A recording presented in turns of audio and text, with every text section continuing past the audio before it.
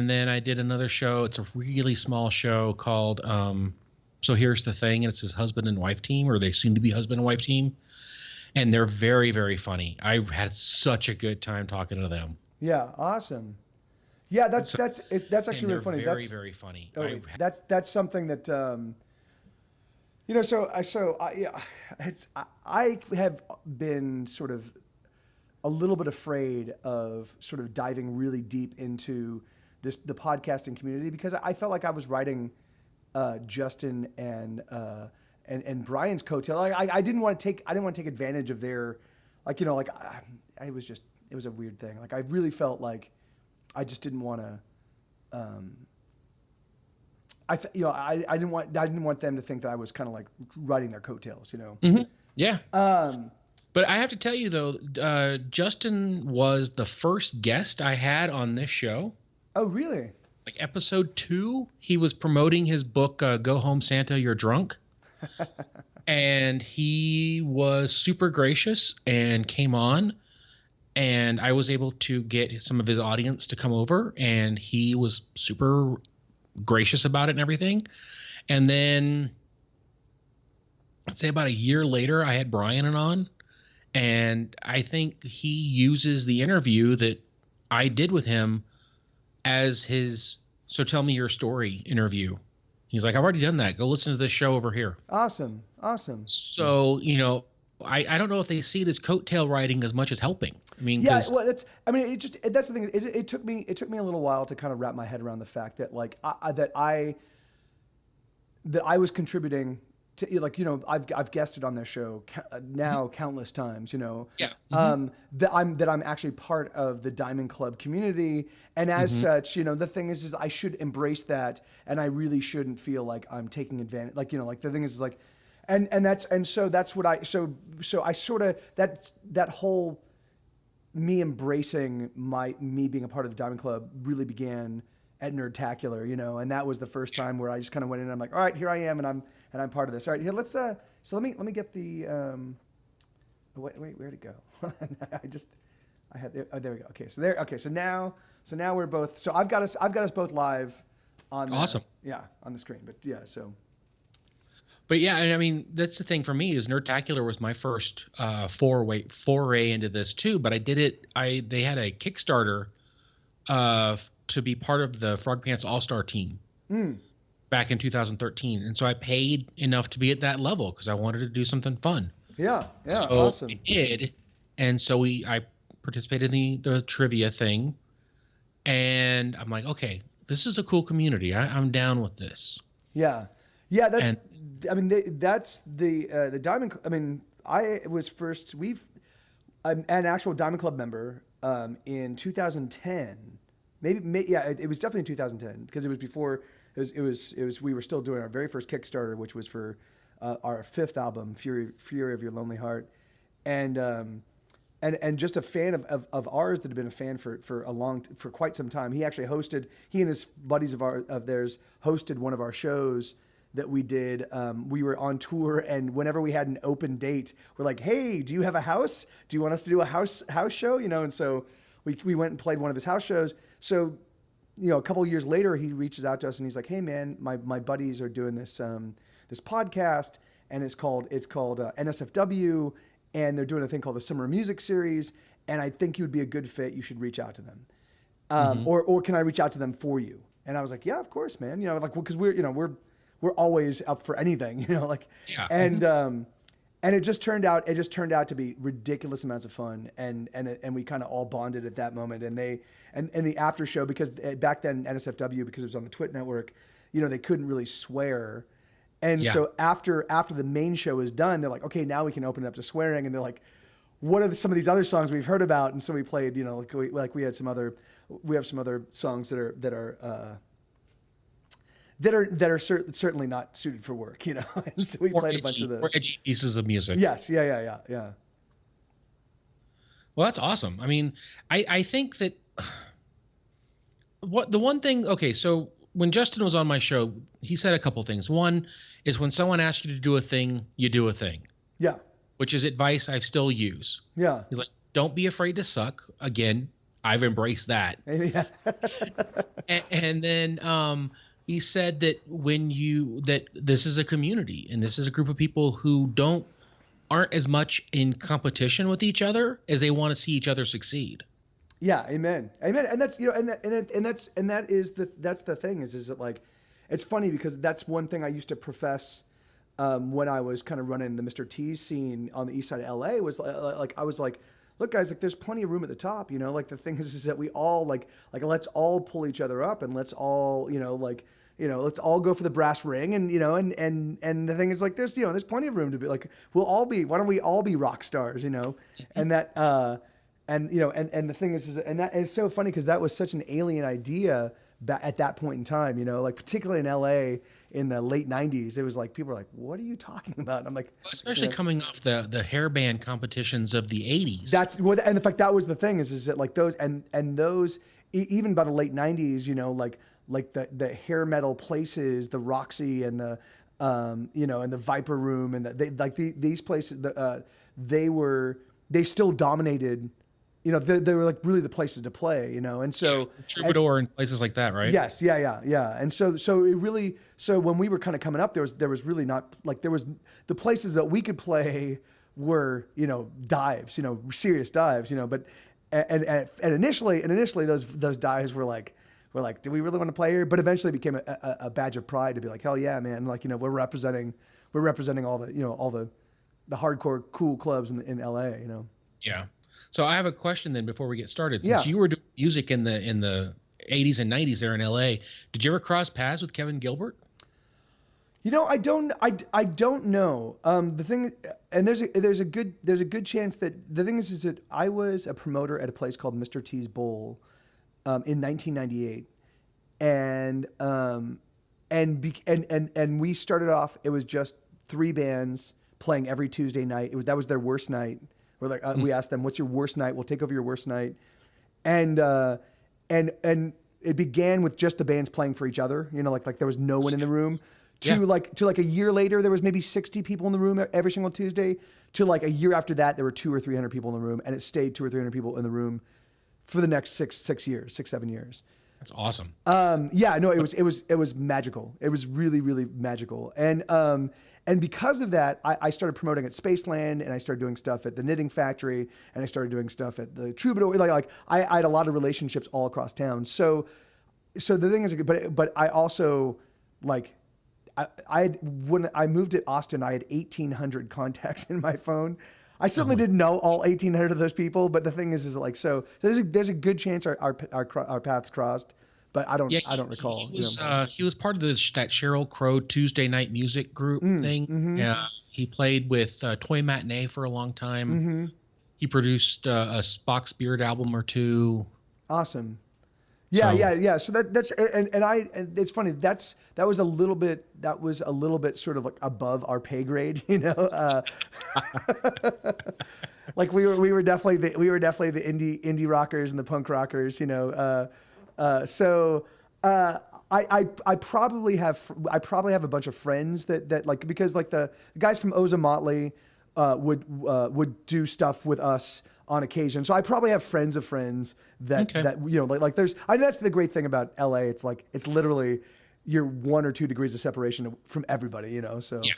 Well, that's kind of the way podcasting is now. I mean, I've done shows with people who are, you know, people, like real folks, or have contact with real people. Yeah. So it's not just me talking into a void anymore. So it's turning into not just a dude in his basement pretending to be on the radio. It's actually turning into something else. Yeah, and that's it. And in fact, that's one of the most amazing things is that, like, it's sort of like the early days of radio. You know, I mean, there is this. I mean, I guarantee you, in 15, 20 years, 30 years, I mean, there's going to be podcasters that have, you know, 50 million like 50 million listeners, if there's not already, you know. And the thing is that, like, but so right now, because it's a nascent thing, it's possible to sort of like reach out, connect, and interconnect with like pretty much everybody, you know. Like, I mean, I've got some friends that listen to Joe Rogan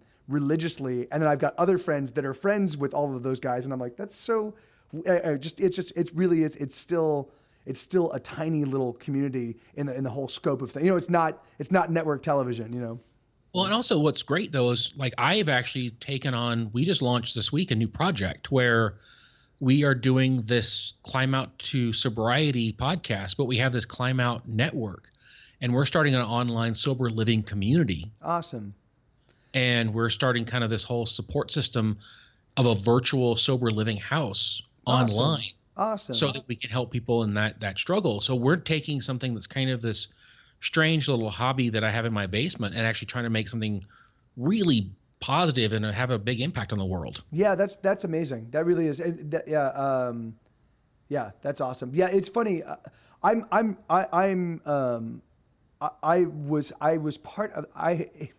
moonlighted with the program for a little while. I was in a drug addict for a number of years. There's a lot of wisdom in those rooms. There's a lot, and that was pretty. It was pretty mind blowing for me, and it was awesome.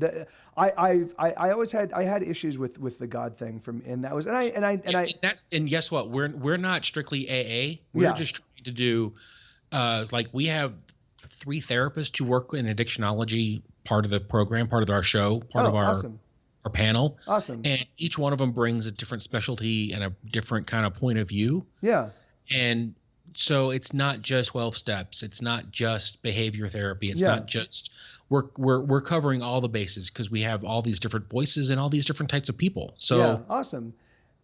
That's amazing. Well, and but the thing is but like what I was trying to say was like that it's just because that's when you deal with people that have sort of lived their life on the edge. It's kind of like hanging out with a bunch of guys that have gone to war. They've because they've kind of had their lives in their own hands on a day-to-day basis. They had friends dying. There were possibilities of them dying. It's like it's when people come out of that, it's kind of like some of the stories and some of their perspectives are pretty mind-blowing. Yeah, that's awesome. I'm excited to see what becomes of the show. So what's the show called? The show is called Climb Out to Sobriety. Okay, cool. And the network is Climb Out Network, and you can sign up at climoutnetwork.com and all that kind of stuff. And If it's something you're willing to do, maybe sometime you can come on and we can have you chat with one of our therapists or me, and you can tell your story, because that's also something that people could get a lot of value from. I would love to. Yeah, I mean, and that's my story is pretty harrowing. I mean, I had a stroke from drug use. I mean, it's a pretty and even then that wasn't my bottom. Like I was still like, screw it, I'm gonna keep going. I was a lunatic for a number of years. Yeah, I would love to be able to sit down and do kind of walk you through your story so we can share it with more people. Awesome. That would be amazing. Yeah, it would definitely. I mean, it would definitely be a cautionary tale. Yeah. Well, and that's kind of these success stories. I think those are the ones people are going to really bond with and relate to and see themselves in, instead of having, we did one episode where it's, 3 therapists talking to me about therapy things, and it's entertaining and kind of funny, but no one's going to listen and care about that really. There might be a few pieces of information that come out of that help, but the stories are what's going to get people to come in. Yeah. In fact, that was the very first day, or no, I think it was the very first day. So a bunch of my buddies that we all became addicts together, and then we all got sober together. It was ridiculous. But and that right there's my point. Community will be a huge part of that. Yeah, awesome. And it is. There's just something about just tackling big, significant, life-changing issues in the company of other people that are doing the exact same thing that makes it seem so much more surmountable. Yeah, that's awesome. It's very true. It's why you never climb a mountain by yourself. Yeah. Yeah, that's very touche. All right. Do you want to do the introductions, and then I can do? All right. So I know that there are a bunch of people in my show watching and like, what is going on? Yeah, I forgot to. This is so if you guys know his actual name is Hammond Chamberlain, but he goes by JHammondC. He's a podcaster. He's got a show called Beyond the Playlist, and so he's going to be running an interview with me, and I figured we would just broadcast it here. And so there we go. And that's so yeah. So that's what's going on. All right. So joining me on Beyond the Playlist is Mike TV. Mike, what's your actual? How do you want me to call you? Because Mike TV is your internet name. So yeah, well, it's funny. It's funny. My name is so I when the name Mike TV was sort of ascribed to me, and that's a long story in and of itself. But when people started calling me Mike TV, I fought it for many months.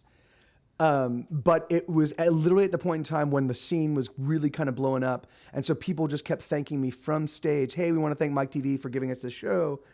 And I just kept going out to hundreds of people every single Tuesday night. And at some point in time, I'm like, all right, that's my name. Thank God my actual name is Mike, which is because I could respond to Mike, but it became, it just became Mike TV. So that is literally, as an indie rocker for the past 20 years, since 1998, so almost 20 years, my name has been Mike TV, So, but my actual name is Michael Torres. My intimates, my girlfriends, and my family call me Michael. Everybody else calls me Mike TV with the actual whole, like the mic and the TV combined. Well, we've kind of covered this in pre-show, but now in part of this show, tell me a little bit about yourself and how you got involved with music. That's actually really funny. So here, and somebody just mentioned that I'm not actually Mike TV because I'm not wearing my armband. So give me just a second so I can maintain my bona fides. There you guys go. All right, it's me, Mike TV. There you go. And good to see you, Fitz. As a kid, I've always been musical in the sense that I was always singing. I was in there was sort of a choir you had to audition for in my elementary school, and it was mostly 6th and 8th grade. It was mostly 6th through 8th grade, but I at 2nd grade auditioned for it, and they allowed me in. So even as a very, very young kid, I was singing. I did musical theater all the way through school. I was in theater and I really wanted to be an actor until I realized that what it meant is I'd have to go audition for people that didn't know me and didn't know what I could do, and they'd make decisions based on how I looked, not on my acting prowess. And I'm like, never mind that. I'm not going to do that. So music was always a big part of my life. I formed my first band just out of high school, and we were part of the desert generator scene. Well, it's not really. We didn't call it the generator scene. No one actually. Rolling Stone did an article about our scene in the late '80s. The band Caius, Queens of the Stone Age, Eagles of Death Metal, all those guys came out of the same scene. I went to high school with all those guys, and a bunch of those guys. Like Jesse from Eagles of Death Metal was a very good friend of mine in high school. So what was the name of your band? So we were called the Spriggans because we were huge Pixies fans, and so we wanted another fairy type, to. So yeah, and it was funny because the thing is because even back then we were it was most of the bands were kind of either like Pearl Jam knockoffs, or they were kind of sludgy, like kind of Caius-y, kind of metal, slow moving kind of stoner metal. And then we were just a pop band, so we played these shows, and in those days were awesome because there was a guy by the name of Mario Lawley, and Mario had a generator. Mario is still in a band called Fatso Jetson that's amazing, and they will have occasionally done stuff with Queens of the Stone Age and whatever. But so Mario had a generator, and they would throw parties out in the literally you would drive out in the middle of the desert, and you would follow these kind of obscure directions. I mean, there were definitely places that everybody knew, like the Nude Bowl in Palm Springs, or there was Indio Hills, but often there would just be you would drive out in the middle of the desert, you'd take some roads, and then you'd look for lights, and there's 50 cars and 200 people, and there's a generator going, and there's a big bonfire, and there's kids just rocking out in the middle of the desert because nothing catered to kids in the desert. It's just a retirement community, So it's the Palm Springs area. It was golf courses and nice restaurants, and that's it. So we were. Which means in high school you get a good job as a waiter, making good tips to support your music habit. Yeah, that's that was certainly there were people that did that, and there was also a lot of musicians that came from very, very wealthy families that had nice stuff. Unfortunately, we were on the wrong side of the tracks. You know, we were the kids that were borrowing instruments, and like the thing is just like, in fact, my very first guitar, I borrowed, like there was, my buddy Mike had one guitar that just made its way from the hands of all the friends, you know, and it eventually arrived in my hands, and I took it seriously enough to start writing songs, you know, and that's kind of what started the next band after the high school. I didn't play guitar in the high school band. I just or the just post high school band. I just sang in that band. Do you remember the first song you wrote? I do. Well, no. I also wrote on piano, and I played piano, and I would write songs as a kid.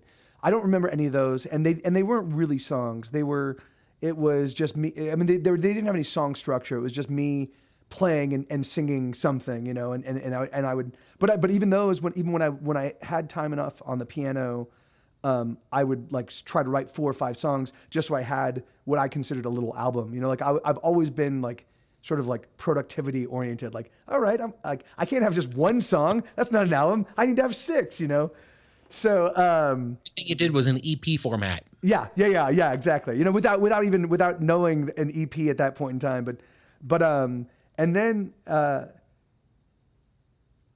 I guess so. The very first song I remember, this was a co-write with my buddy Pat, who his name was Doctor. By the time we actually signed our first record deal, his name was Dr. Moto, but his actual name is Pat Flores, and he and I wrote a song called "Tammy Is Neat," and it went, "Tammy is neat, so I killed her. She was sweet, but I wanted to fill it with mud and stuff and keep her in my room." And it's funny because I still, what's that? That's a perverse little tune. Yeah. It was I don't think my sense of humor or my approach to lyric writing has changed much in the No, I've heard your most recent work of Nugs, and I'm pretty sure it's still the same.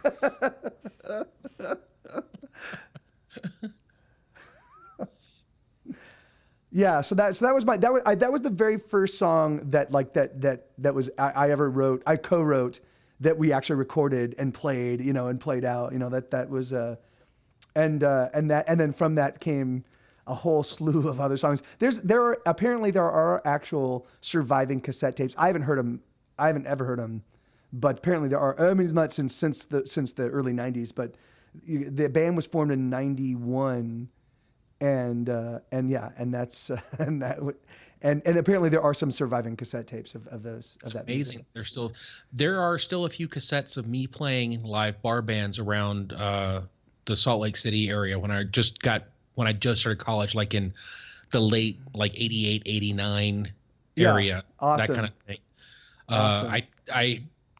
I don't know who has them personally, but I've got things that go way back, but not to those first few gigs I did. Yeah. I think my buddy Ron Dean, he might have a copy of the Spriggans cassette. I've heard rumor, but I don't want to hear it. I have a hard time listening to even the stuff I know is good, you know. So that's one of the things that's interesting is I can't listen to things I've recorded right away. Yeah. I can go back and listen to things like I recorded in college and go, wow, I can't believe I pulled that off. How did I pull that off? I didn't know I knew how to do that. Yeah, that's funny. I need distance behind it before I can really get a good evaluation. If not, I get really nitpicky and self-conscious and paranoid, and it's not good. Yeah, time it helps. Amen. In fact, for me, I find that the moment I've recorded something, I will listen to it. I will listen to the poop out of it. It's all I listen to pretty much nonstop for a good couple weeks, and then I hit this point where I can't listen to it again, and I won't listen to it, and I'll cringe for the next couple years, you know. And then each year distance from it, I'm like, oh yeah, I can listen to that, you know. And now I can even appreciate some of my older stuff.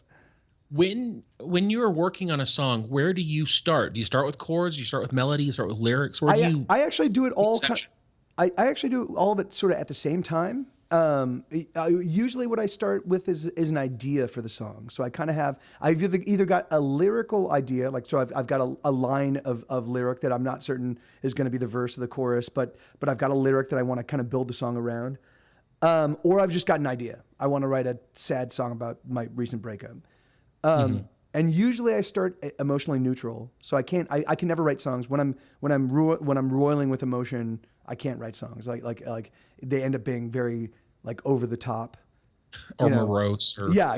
If it's sad, it's morose to the point of like unlistenable. If it's upbeat and happy, it's like it's so chipper. It's like you'll get cavities listening to it. Well, on that morose side, it did work for the Smiths, so maybe it could work for you. Yeah, no, you're right. I mean, the thing is that like, and that is totally possible. It's for me. I can't listen to it though. Like I'll be like, this is terrible. Like, what was I thinking? This is. So I've learned that I start at an emotionally neutral place, and then I write until what I'm writing is evoking the emotions that I want. So the thing is like, so what I do is I start with the idea, then I hunt around for the opening chord that the tonic, and I find that and it's funny because I'll grab my guitar right now. Like I will just strum, until I find and at some point I'll ring out a chord and it will just be like, yep, that's the chord, like that's the beginning of the song. Okay, so that leads me to this question: that everyone has a chord or a series of chords that they play, and when they play them, they feel like they are a rock god. I mean, everyone has it. I don't know what everyone's is different too. I mean, I can pick up my Chapman stick and I can hit this certain thing and like, yep, I'm the master of my domain. And I'm not, because that's the only thing I can do on that thing. Yeah. But everyone has that. How do you avoid doing that in every song? Well, okay. So I do have my go-to chords. I do have I have my go-to progressions. I love. So for a long time, without realizing it, I was writing 1-4-5 songs. So it was like like the. And it was, and that was just, and that's just classic rock and roll, and that's, and that's also the most pleasing and normal to the ear. You find those naturally because that's you're like, oh, that sounds good. Yeah, and that's why people use it, is because it's a thing that sounds good. Yeah, and the resolutions make sense, and the melodies, like the melodies you can lay over them. But lately, over the past, I'd say since 2010, I've been really in love with the 1-3-6. Which feels very much like the 1-4-5, but it's just a little bit. It's just a little bit of damage. There's a little bit of heartbreak, And there's just enough dissonance in there that you can either create good tension or bad tension with it. Yeah, and so that's been my go-to. But I just and since 2000, so I didn't know any music theory at all. I mean, I could tell you the chords of the guitar. I could tell you the chords I was playing on the guitar after about playing guitar for about 10 years. Before the first 10 years of me playing guitar, I'd probably written 150, 200 songs and couldn't even tell you what chords I was playing. I would just have to show people I'm playing right here. Like so that's. Were you playing by ear? I mean, were you, okay, how do I say this? Were you writing sonically, like based on chords that sounded well together? Yeah. Or were you writing geographically and geometrically, having hand shapes that you thought would be cool? A little bit of both. So when I first started writing songs, I didn't even know open chords on the guitar. So I just made stuff up, which is really funny because I listened to some of those songs because we played them as a band, and I cannot recreate some of those chord sounds. I have no idea. I've tried to individually break apart each sound of the chord, and I still can't do it. I was doing something magic, or maybe I had some weird tuning. I have no idea, but some of those chords. I bet you were playing with some sort of weird open tuning that you created because it sounded good with that chord. Yeah, and without even, and then I've written so many songs since then. I just don't remember how Yeah. But it's like Michael Hedges.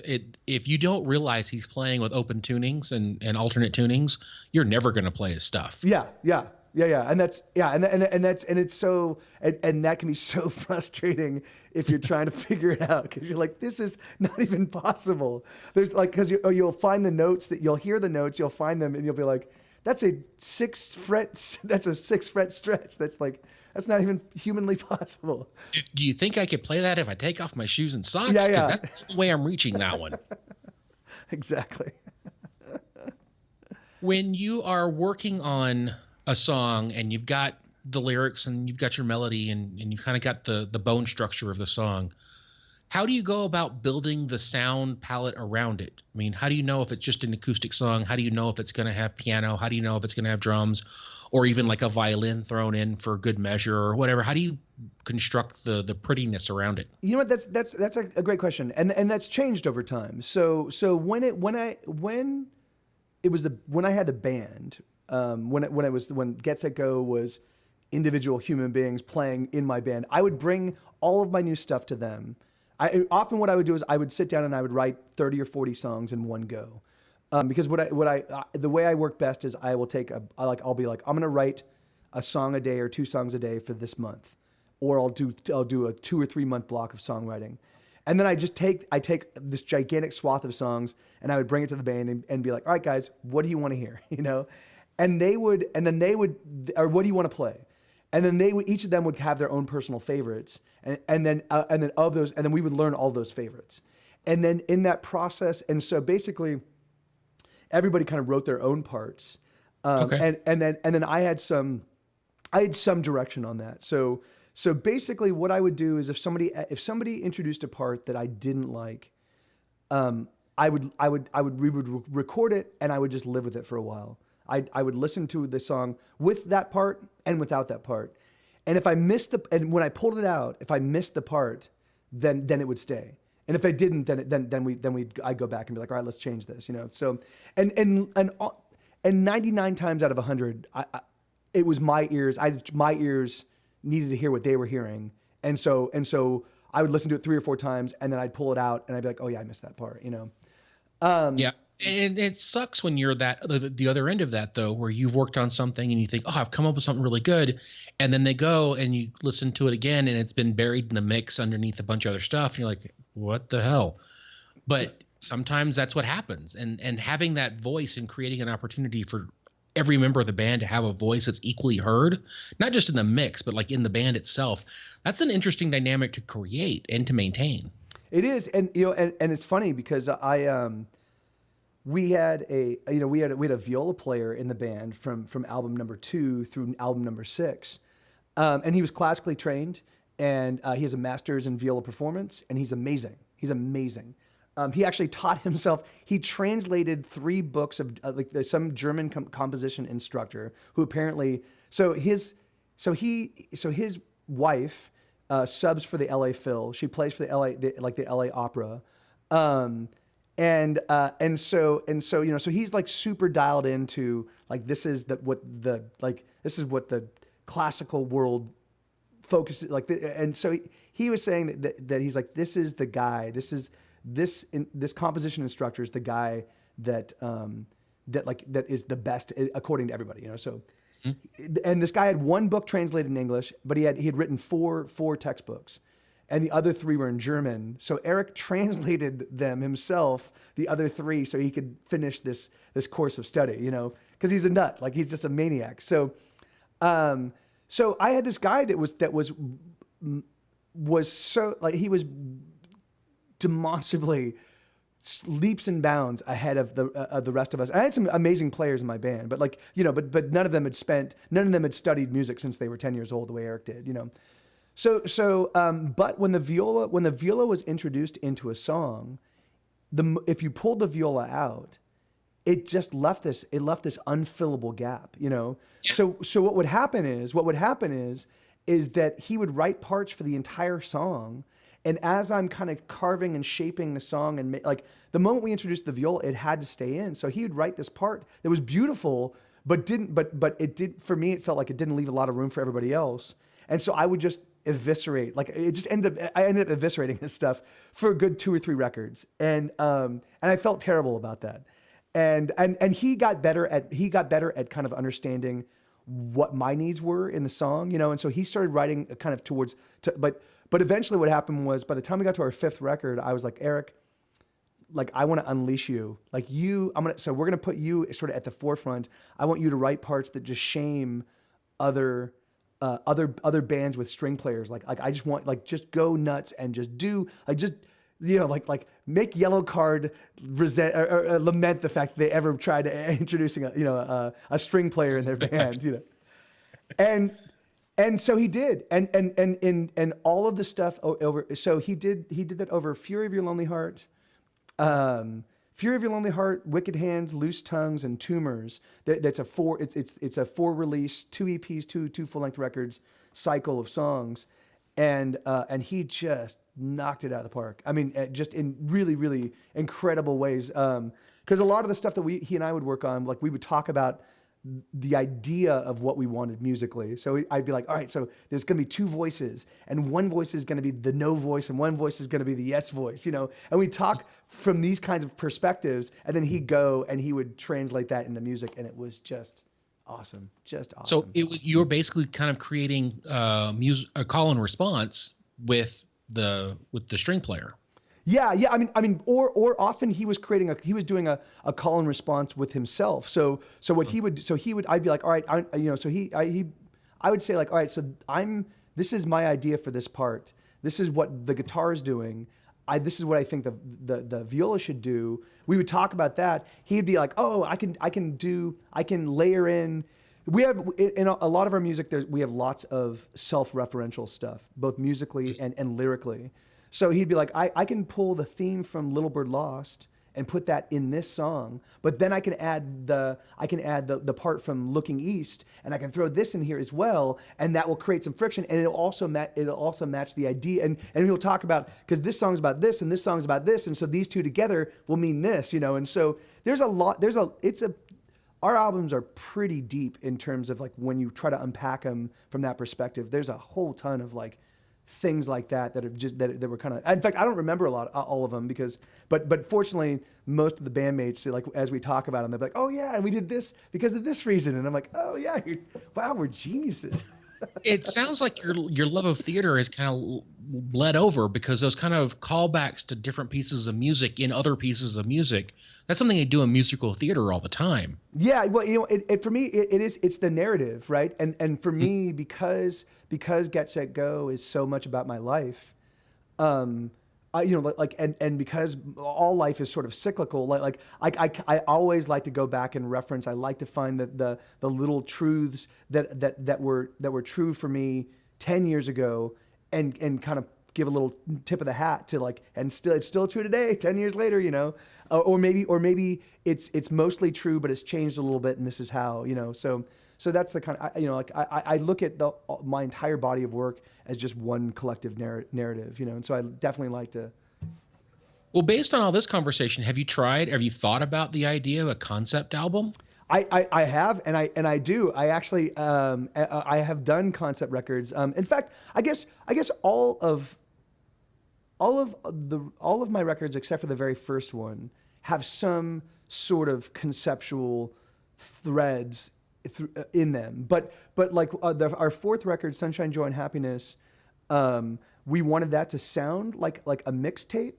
So rather than figuring out a sort of a homogenized sound for the entire album, what we did is we took each song as its own little microcosmic thing, and we tried to like arrange that song to the needs of that song, ignoring the rest of the album, with the idea that each song would kind of have its own tenor and flavor, and then when we assembled it into its sequence, it would actually feel like a mixtape, you know. And so it was designed to actually feel like a mixtape. So I don't know. That's really clever. Yeah, and whether we hit our mark or not, I don't know. But that was the goal, you know.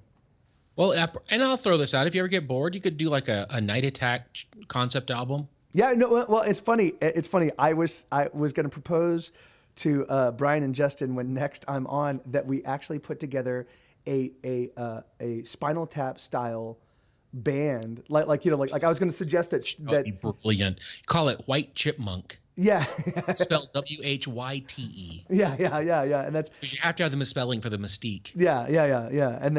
But you know, and I was thinking that they would be the, you know, they'd be the front men, you know, and so I was thinking that I could do a lot of the like I was thinking, I don't know if you know Stephen Cogswell, but he does a lot of he takes a lot of the stuff that a lot of the sort of the internal memes of the show and turns them into song. Yeah.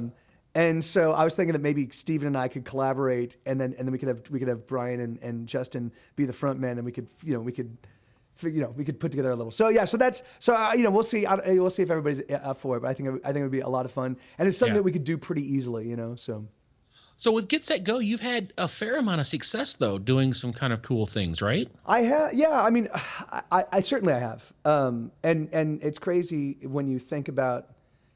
I mean, it's a level of success that is that for my brain doesn't fully comprehend it, because I think so. Grey's Anatomy licensed us over and over and over again. I think they licensed 8 songs or 9 songs, and 2 of those songs they kept relicensing. So over the first 10 seasons of the show, we kind of just keep popping up. So over the first 3 seasons, we're kind of inundate the first 3 seasons. We're on every handful of episodes, and then they stopped licensing us as much after the first 3 seasons. But whenever they did a recap episode, or whenever they, like, you know, when they would have those, like, this is what's happened on Grey's Anatomy this season, they would often license my song "Wait," or sometimes they'd use I Hate Everyone. So that, just that in and of itself, because that was a hit show. I mean, there was, you know, 30 million people watching that show. You know, it's like, I mean, like, crazy numbers. And we had a couple placements that were like, the music propelled the entirety of the scene, you know. And that was awesome. I mean, and that really, without Grey's Anatomy, I wouldn't be here. B, I don't know if I'd be alive. And C, like they literally, I'm still living off of the royalties I got from Grey's Anatomy. So like the thing is like that was transformative and awesome. But at the same time, like I also recognize that you know, like, I mean, obviously Grey's Anatomy is still, you know, it's still rerunning on Lifetime, but my career is going to hopefully continue for the next 20 or 30 years. Mm-hmm. And so I don't want to be defined by just, you know, the success I've had on Grey's Anatomy, which right now, for the most part, is the way the world views Get Set Go, is like, oh yeah, they're the band that was, you know, that was on a lot of episodes of Grey's Anatomy. And that's awesome. I mean, if that's how we're known for the rest of my days, you know, that's not terrible. But I would like to be more. I'd like to achieve more. You know. Well, in my mind, you're half of the Nugs team. Yeah, so yeah. You've been redefined at least there. Yeah. Good. Yeah. See, that's us branching out. Yeah. With when you're working and you get to a point where you've kind of had that success, how do you keep going forward so you become better as an artist and as a musician and you challenge yourself? Because human nature is that once you've had that kind of taste, you want to relax and enjoy it for a while. How do you keep pushing yourself so you don't sit for too long? You know what? That's A, an excellent question, and B, the thing is I never felt that we ever achieved any level, like even at the height. Like I think there was one year where we had like 4 or 5 licenses in the same year. It was crazy, you know. But because so it was also at the point in time. So when the first record came out, the record label spent about $80,000 to $100,000 pushing it to commercial radio, and the record totally tanked. So I thought that was going to be our only record. We had a 7-record deal. I knew we were tied into that 7-record deal. I knew I couldn't go anywhere.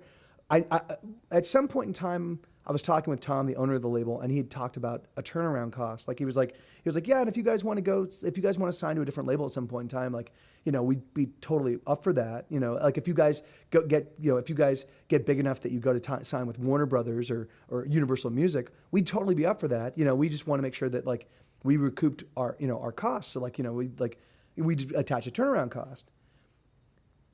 And so I just knew that, like, and so when our first record tanked and they had spent, you know, they'd spent $80 to $100,000 pushing the record. They'd spent $25,000 making the record. I was like, oh, there's no one. We're a little indie rock band. There's no one that's going to spend $120,000 to procure a little indie rock band that has no track record and has sold 200 albums. So I thought my career was done. So when Grey's Anatomy was like, hey, we want more songs from you. They first licensed songs off of our very first record. And they said, hey, do you have any more music? And I said, yeah, I do. I've got a bunch. So I sent them a bunch of acoustic demos. And they were like, hey, we want some of these. We want some studio versions of some of these. I went back to the record label and I was like, guys, I need, Grey's Anatomy wants more songs from me, but I'm not going to do it unless I can get a full record out of it. And so they thought about it and they're like, all right, yeah, let's do another record. So Grey's Anatomy they literally were responsible for me getting that second record. Now I thought that second record was going to be my last record. So I looked at how many songs could fit on an actual CD, which was 80 minutes. 80 minutes. Yeah. And so I put 21 songs on the album because I thought it was going to be my last record. And that album put us on the map. It was literally just all the songs I was writing when I thought, so that put us on the map, but I still didn't feel, even when Grey's Anatomy were licensing those songs, I still felt like any second now it's just going to all fall apart, and I've lived with that. I've literally lived that way since I mean, there's never been a moment where I felt like, oh yeah, I finally made it, because all of the money that was coming in, I was pouring back into the band. So I was keeping us on tour. I was footing the record label, because I wanted to keep us on tour, multiple times during the year, and they were really only willing to pay for one tour a year. I told them that I would foot half of the cost. So we were splitting the cost of the other tours, So a lot of the money that was coming in was also money going out, and it was great because we got a lot of press at that point in time. I think that the reason why Get Set Go is the band that it is now is because of all that work and all that effort. But I just wish that it just made more money. Yeah. Well, and it's funny how and I've interviewed a couple of those the music people for film. Like music directors, supervisors. Yeah, the music directors and the music supervisors. Yeah, I've interviewed a couple of them, and they are very particular about who they go to multiple times. They don't want to become super reliant on somebody just in case. Yeah. And the fact that the Grey's Anatomy came to you not just once but multiple times says an awful lot about how they felt your tone matched the tone of the show. Yeah, it's funny. I had a conversation with Shonda Rhimes, the creator of Grey's Anatomy. After they licensed Wait, I called up Susan Vale, who was the editor. So the way that Wait actually got on the first episode of Grey's Anatomy was that Susan Vale was the editor of that show. And before editors have approved music, they often just use their own catalog of music just so they can kind of be like, this is the way this scene's going to flow, So she took our song Wait because she was a fan of the band, because she was part of our Mr. T scene, and she just put that song on the at that exact scene, and it worked flawlessly. It worked perfectly for that scene, So when and it's a romantic song. It's all about if you don't act now and go after the boy, he's gonna be gone, And so Shonda goes, who is this? And this is a great song. Who is this? And Susan goes, oh, this is Get Set Go, and you should listen to some of their other music. And so Shonda Rhimes' first introduction is Wait. And then Susan Vale plays for her What I Love About You, which is our ode to the vagina, and that was like I think what sold her. She was like wow, this is awesome, So when I called Susan to thank her for making that connection for us and getting Wait on the show, Shonda was in the editing bay. And so Susan was like, "Hey, I'm here with Shonda. Shonda would like to speak to you." And I was like, "Sure," you know. And so we talked, and she was saying, and she just said, she was like, "Look, you know, she was like, you know, like I really like your stuff, and we really tried to get What I Love About You, which is the Ode to the Vagina. We tried to get What I Love About You on the show a couple of times, but the censors wouldn't allow it, you know." And she's like, I kept telling him vagina is a medical term, you know, and it's a medical show. If they worked in an OB unit, it'd probably be more likely than the emergency room. Yeah. But so she was like, "Do you have any more music?" And I was like, "I do, but you know, like I don't know if the record label is going to put it out, but I've got like 64 new songs I've written since that album came out." And she's like, 64, wow. You know, can you send me some? And so I sent her, and they were just acoustic demos, you know, but I sent those over, and so that's really kind of what started that whole thing, you know, got that whole ball rolling. But again, the thing is that like, because that was like everything in my music career, in fact, everything in my life, and I've had a very weird and crazy and storied life, but everything has always felt like it just happened to be like, I just keep catching lightning in a bottle. Like, there you go. Wow, that will never happen again. Oh, and there you go. That will never happen again, you know? So I've never been able to like, just be like, "Oh yeah, I made it. I've arrived here. I'm fine." Yeah. You know, like I'm always worrying about, can I pay my bills? You know, can I survive till next month? You know? When you are writing, have you ever thought about taking on just the idea of, I would never use these chords, or I don't use these chords very often, I'm going to try to use these chords? Yeah, I do. Just as an experiment for yourself? I do. And in fact, yeah, that's what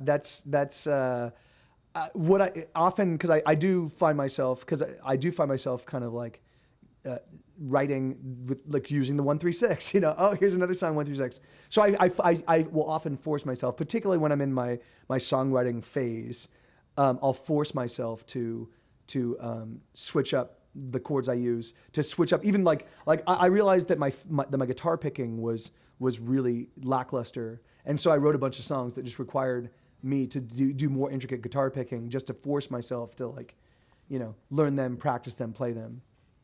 So yeah, so I do that. I do that a lot. Do you prefer acoustic, or do you also you know, pull out the electric and do a lot of palm muting and, you know, strumming on the E string? Well, it's funny. I actually do. I do a lot of palm muting on the acoustic. I do love the electric. It's because I'm not in a band right now. Because I am Get Set Go, and I live in Austin, and my bandmates are in Los Angeles. Or my bandmates were in Los Angeles. I no longer have bandmates, but you know, like I've just kind of, I keep relying really heavily on my acoustic guitar. I do use the electric when I'm recording, and if ever I play live with a band, obviously I'll use and I've got a handful of electrics, but right now, like, you know, like it's just the acoustic is so expedient, and this guitar, there's just something magic about it. I mean, like, it's just, you know, like it plays really easily. It sounds exactly the way I want it to sound, and it just, like, you know, and I've written hundreds and hundreds and hundreds of songs on this guitar. So it's just like, you know, it's my best friend. Well, tell everyone where they can find you and follow you and keep up with what you're doing. Yeah, all right. So I'm not a very good internet person. I am. I mean, I'm on it all the time. So I actually do a live stream. I live stream 5 days a week on Twitch, and so my Twitch handle is Mike TV Live. So my website, my Twitch website is twitch.tv/Mike TV Live, and I'm there, and I do 6 shows a week, 5 days a week. So I do 2 shows on Wednesday. And then I do something like this on occasion, you know, like, so, and I'm going to add another show, at some point. I'm not 100% certain when, but I'm going to add one more. I've got an idea for another live stream. And then, but so if you want to catch me live and check out the music, that's a great place to do it, because it's, you know, it's 4 hours. I live stream 4 hours every day, all original stuff. It's all my own stuff, and it's I've got about 300 songs that of my own stuff that I can pull off right now. And then if you want the actual music itself, like if you want the album versions, you can find that on Spotify and on Apple Music and iTunes, and then obviously there's a Get Set Go Facebook page. There's Get Set Go Twitter, and then I'm Mike TV at Mike TV of GSG on Twitter. So I can be found. You can like literally just type in Mike TV and Get Set Go, and pretty much all of my stuff pops up. Well, this has been great, Mike. I don't know if I mentioned this, but we met at Nerdtacular, and my favorite thing about meeting you was I said, "Yeah, I play harmonica," and you said, "Oh yeah, what keys do you have?" And I said, "I have all of them." And you went, "Oh, so you actually know how to play?" Yeah. I thought that's instant credibility. And that really is. I mean, because it's fun. It's funny because the thing is that like I can't tell you how many people that I know that have a harmonica and they play reasonably well, on that harmonica. But then like we'll be they'll be like, "Hey, let's jam," and I'm like, "All right, what key is your harmonica in?" And they're like, "What do you mean?" And I'm like, "All right, well, you can only play. I mean, you can definitely play a lot of notes on that harmonica, but the thing is that like it'll be a lot easier if I'm playing in the key of that harmonica because then they all work." Yeah. Yes. But yeah, that was a moment for me where I'm like, "Yep, that's right. Yeah, I know all the keys." Yeah, and that is awesome. And just from the little dabbling that I heard you do pre-show, I mean, I definitely would be honored. In fact, I mean, I'd love to do some jamming with you, but it'd be a lot of fun if you were interested in maybe doing a little something for a Get Set Go record. I don't think we've ever had harmonica on any of our songs, so we are well overdue. Yeah, I would be more than happy to do that. Awesome. So yeah, okay. I will cut it off after that, Mike. This was great. I don't know if you want to have me hang around and we can chat some more for your people. Yeah, sure. Heck yeah. Were any of the people in the chat asking questions or anything? And they were commenting. They were commenting, but I didn't see it. Or King Donald Trump said he wanted to know what's beyond the stairs, and there is no beyond the stairs, Donald Trump. This is just a digital environment. I'm like Max Headroom. I'm not actually even a real person. So yeah, I've got my stick over there in the corner, and so yeah, that's an instrument that makes you think. That's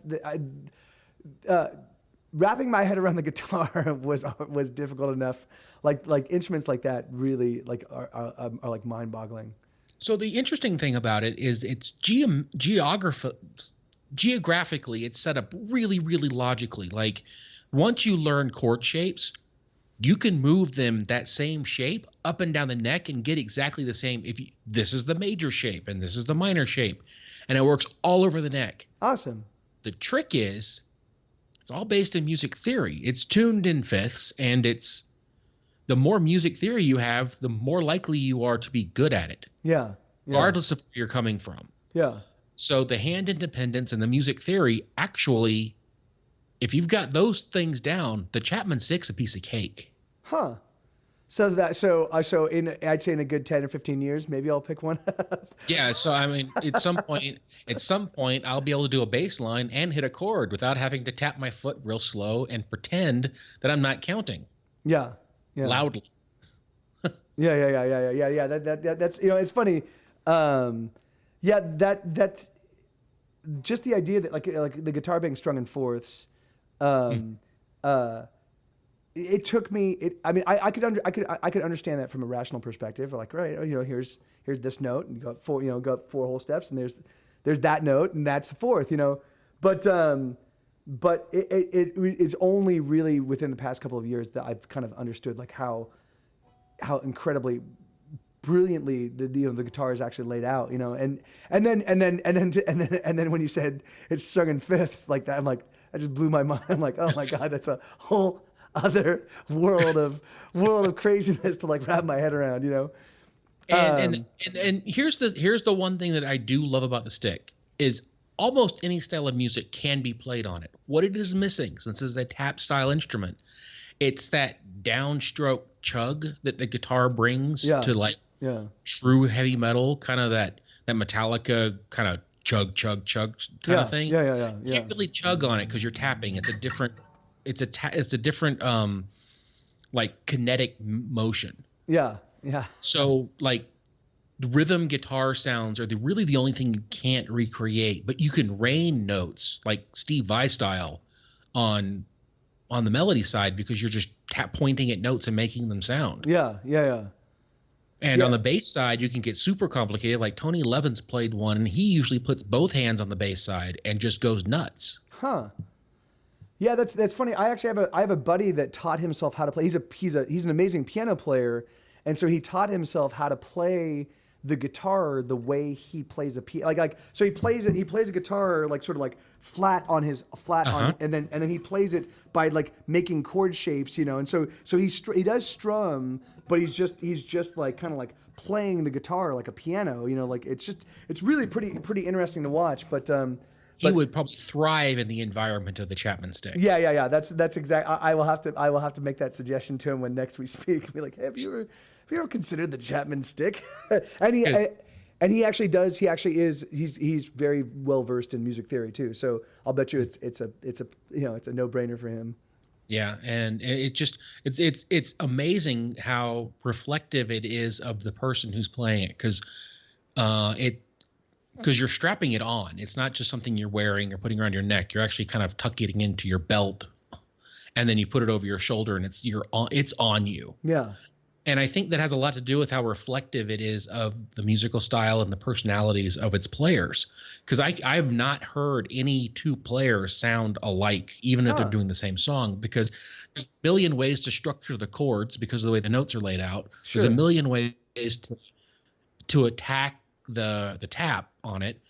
And and everyone's playing, there's jazz guys and there's big avant-garde progressive rock guys, and then you have the Blue Man Group using it with a bass string as a bow to get that kind of sawing sound the Blue Man Group gets. Yeah.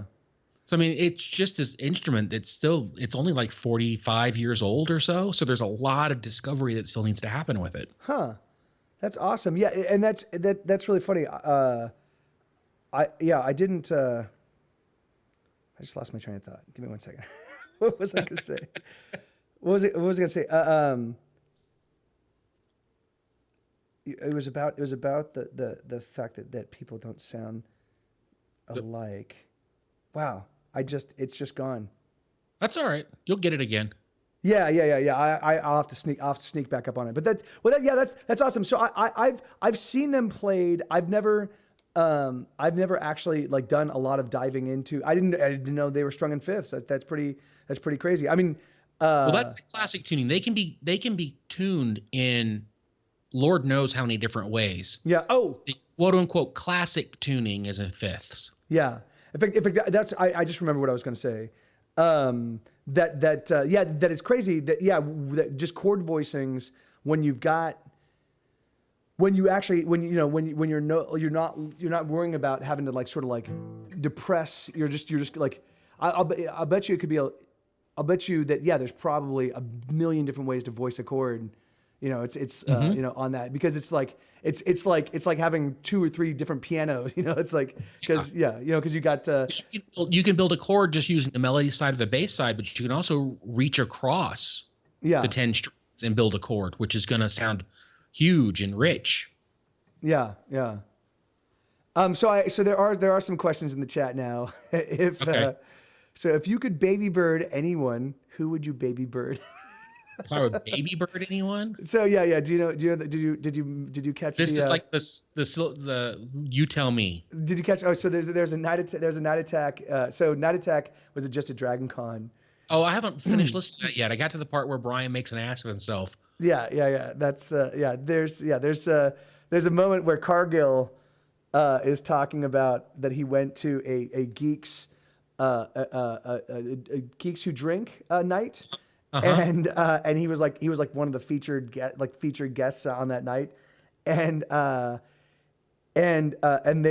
of course it's a comedy show, and so they keep kind of one upping each other, and eventually it gets to a point where they ask Cargill to baby bird one of the other guys that's up there with him, And he's like, baby bird, what do you mean? And he's like, I need you to like take a sip of this drink and then pour it in my mouth like a baby bird, you know?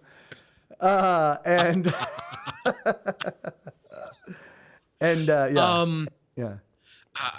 I don't have an answer to that for a number of reasons. Not the least of which is I don't drink.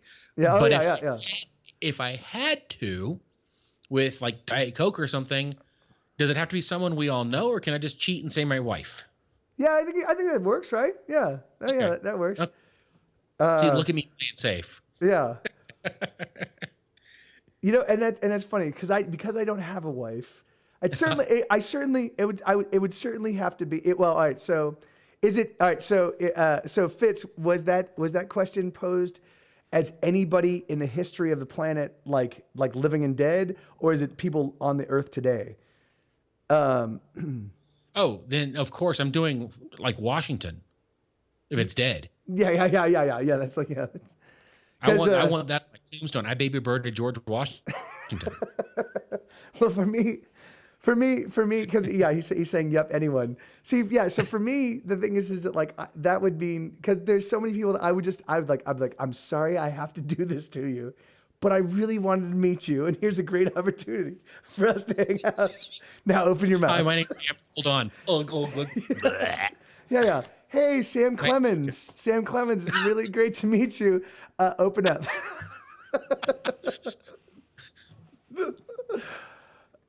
Yeah, you know, really truthfully, because that would, so from that perspective, I'd say I'd have to say maybe Terry Pratchett, because I definitely like, although I couldn't do that.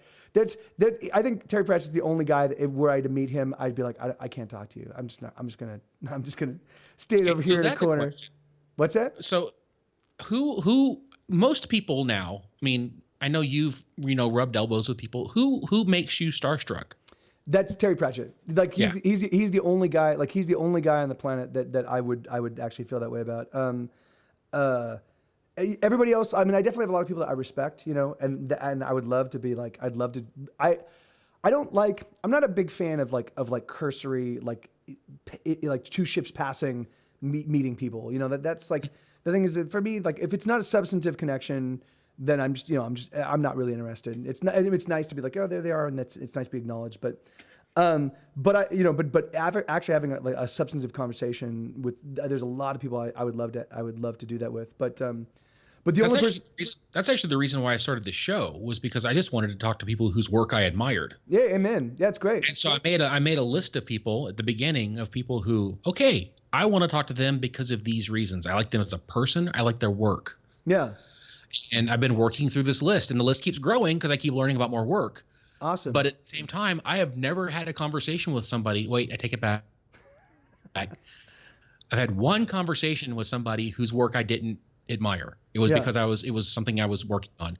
But other than that, I can say with complete surety that every interview I've done for this show has been somebody whose work or personage I admire. Yeah, awesome. Yeah, and that's and which is really funny because that's every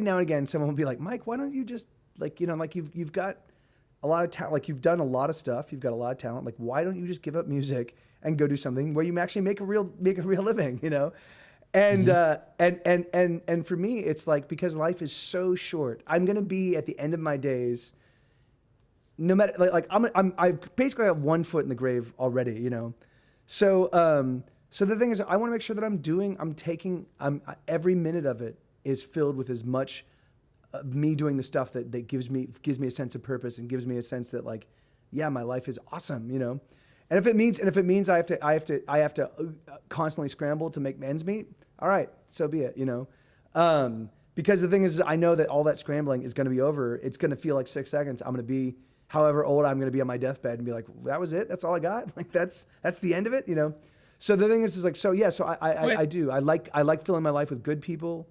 I won't abide, evil people, bad people, cruel people, mean people. It's just my life. I've got too little time on this planet to actually interact with those. And I like to fill my life up with interesting, cool, fun people, And I graduated from college, and right out of college started working at a prison. Wow.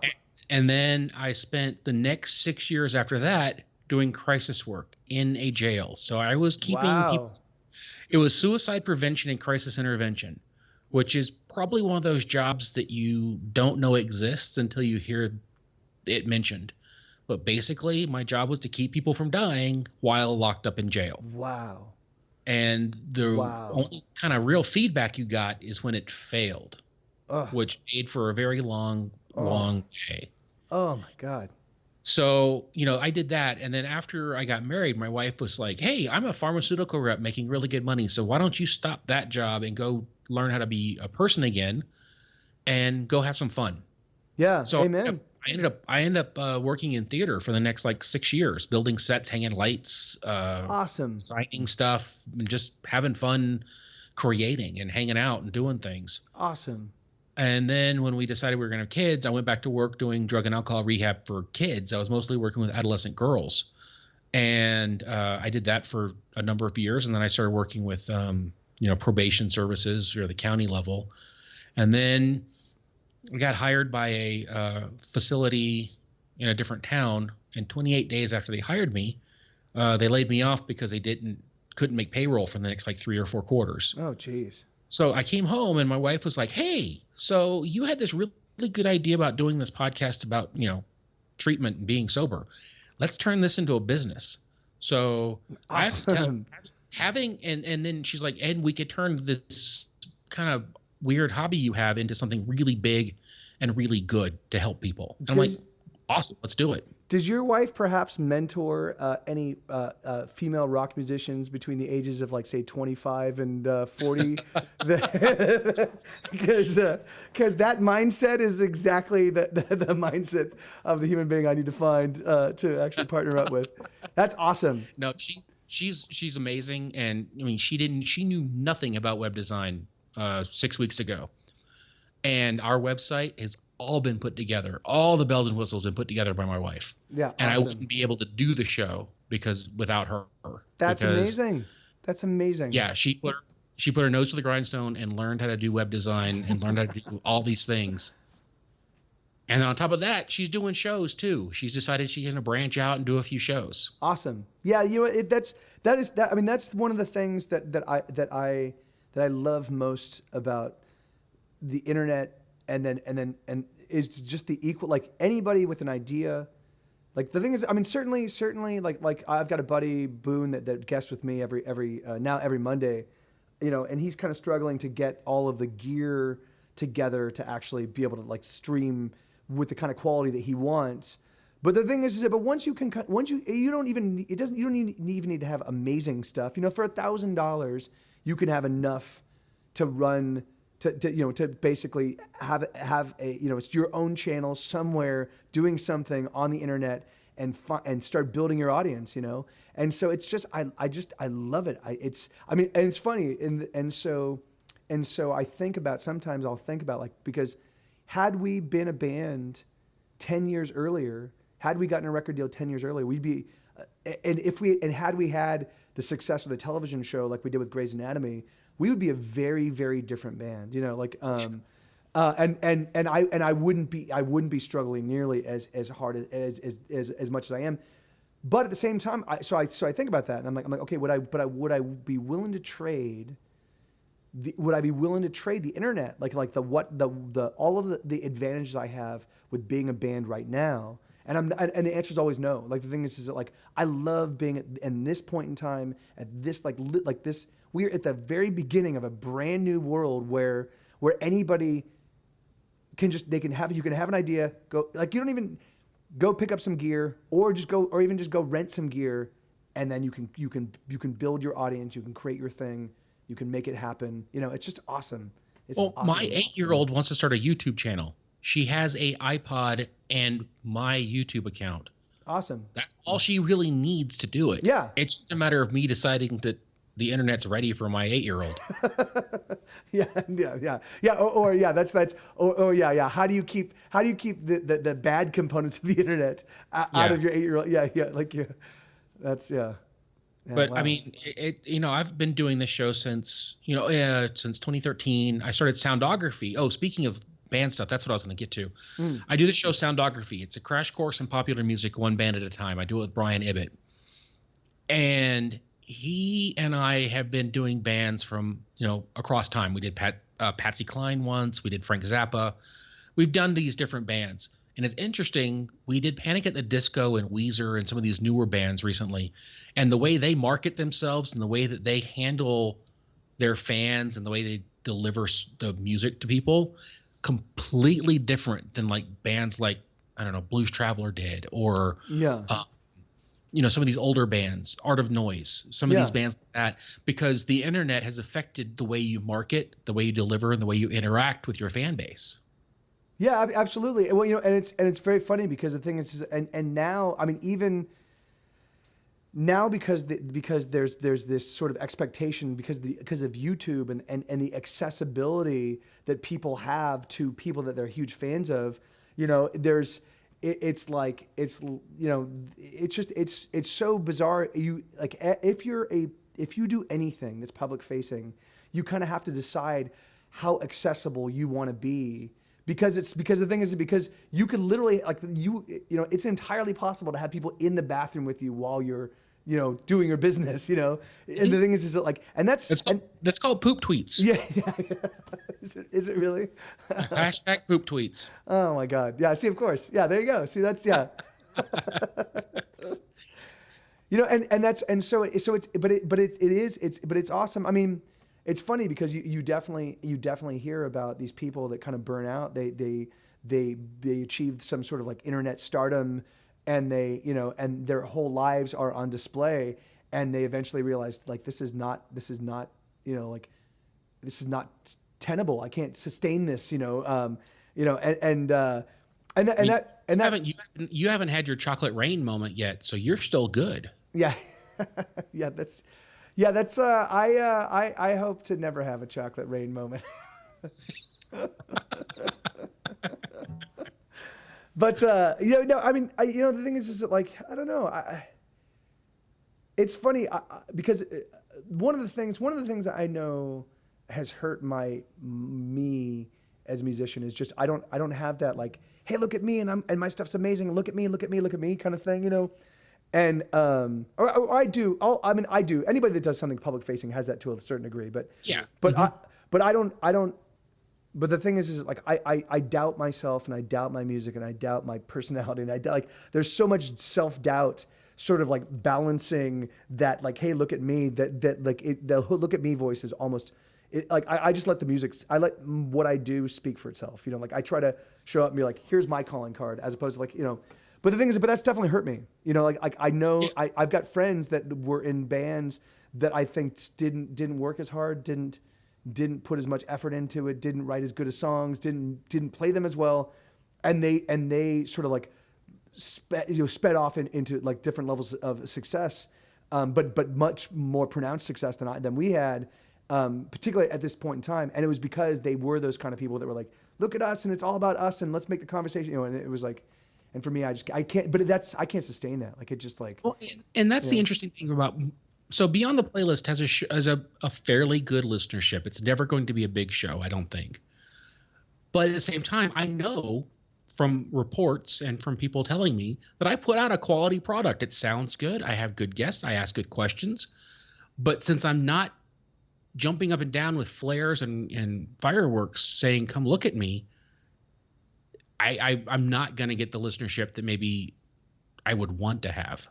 Yeah, I mean, and the funny thing is, I mean, I guess that's why we do this, right? I mean, the thing is that like, so because I had a great time in this interview, and so and so when people at some point in time the conversation will come up and it'll come and we'll talk about good interviews and bad interviews, because I've definitely had that conversation in interviews at times, and this will be one of the good ones, and this will definitely be the first podcast interview outside of Night Attack, So the thing is like, and so maybe I can it's one of those things that like the great thing is that you're doing it and you're meeting new people and you're bringing in old friends, and the thing is that like hopefully the word just keeps spreading, and people keep and that thing is like that's the thing is if you just keep doing it, It just dawned on me. You're in Austin, right? Yeah, I am. Okay, do you know a guy named Kim Simpson? Ken Simpson? Kim, Kim, Kim Kim. Simpson. He used to play with the Mad Dukes. I don't, but I don't know a lot of, I don't know Okay, a lot of Austin musicians because I've sort of been in my own little bubble, just writing and recording, since I got here. So, look up Kim. He's amazing. awesome. What does he play? He plays a acoustic guitar. He's a singer-songwriter, acoustic guitar player. But Okay, he's awesome. I went to college with him. He's absolutely phenomenal. What's his name again? I'm gonna record Kim it. Simpson. Kim Simpson. Kim Simpson. All right. Kim Simpson. All right. Awesome. I got it. Yeah, he's absolutely amazing. Yeah, he and I went to school together. Right on, man. Yeah, and that's that's the thing is like I love that idea that I still have some of my closest friends are still, in fact, my closest Austin friend is my buddy Charlie. I went to high school with him 30 years ago, and he lives 2 doors down from me. So, oh, awesome. Yeah. So I was a military brat. So I went to 14 different schools and 11 years of school. Oh, wow. Crazy. So yeah, that was a whole different childhood for me. Yeah, I bet. Wow. That's so did you have any consistent friends? Were there people getting transferred alongside you guys? Not real. See, that's the funny part too, is I'm only child too. So it wasn't like I had a sibling to hang out with either. So there are friends of mine that I have had for long periods of time. But none of them are people that they're all friends that I have had to put effort into because we are never, once we spent time together, I never really saw them again until very much later in life, or even not at all. We just have to maintain contact because of our own efforts. Yeah. Well, yeah. I mean, yeah. It's. I mean, that's admirable that you were able to do that. I mean, where I grew up in Palm Desert, it was such a tiny community. I mean, my entire school, I think, had 1,500 people. I think my graduating class was like 200 or 250. So it's not like I went to Christian schools when I was a kid, and my classes were like I was at a Christian school my freshman year in high school, and my freshman class had 20 people in it. So the thing is, like, so that was, but the Palm Desert High, it was still small enough that you knew absolutely everybody. Like, I knew the entire school, and I knew my entire class, and a huge swath of us are still good friends, 30 years hence, Yeah. So it's like Palm Desert High sounds like some TV show that would be on Fox in the late 90s. You know what? And it's crazy because what got my whole career in film and TV started was, so I was an actor, I for about 6 seconds. No, I was an actor all throughout my childhood, all the way up until I was about 18 years old. And I was like, this is no bueno. But and so some producer who goes by the name of Al Burton, and he was the executive producer of executive producer and creator of Different Strokes, Facts of Life, all of those shows, and so Al Burton was doing a show called American High School USA, and Al Burton, and so they were shooting their pilot at our school, so basically they had everybody fill out these these things like who's the funniest in the class and who's like the most spirited and who's the most popular and and who's like, and then what they did is they there was there were 20 different things for each class, and this was my senior year, and then they went and they interviewed all those people. So I think I was voted the most funniest. Which is good. Which is silly, but yeah, I literally I did not care at all about that place. So I was a lunatic. Like I would be like, particularly whenever there's an opportunity to get out of class, like pep rallies and stuff like that. I'm like, all right, now it's time to be a nut, Yeah. And I was definitely him. So I'm doing this interview, and I'm just being my normal ridiculous stupid self. And Al Burton, the executive producer, gives me his card and goes, if ever you're in LA, like, you should just, look me up, man. You want to act, right? Well, look me up. Maybe we'll have a part for you. Maybe you can read or something. So I made a point of being in LA like a week later. Oh, I'm in Los Angeles, and I just kept doing that. Like every couple months. Just, oh, I'm in LA. Can I stop on by? And so I'd go onto the lot, and I would go to their office and talk to everybody. And I played Super Mario Brothers with Scott Baio for about an hour while I was waiting on my meeting with Albert and. Hey, Mike, you don't need to tell that story again. Yeah. I know. Well, this is back when he was still Chachi, like he was Charles in charge, he was not the man he became, the Trumpian sort of oddity that he is today. and so what, so anyway, and from that, I did a pilot called Gotcha, and I met the president of Universal Cartoon Studios and Universal Family Entertainment, and he was the guy that he remembered me when they were looking for a college intern, and they reached out to me, and that literally got my whole that weird little Palm Desert show that never aired, ended up being the thing that transformed my life.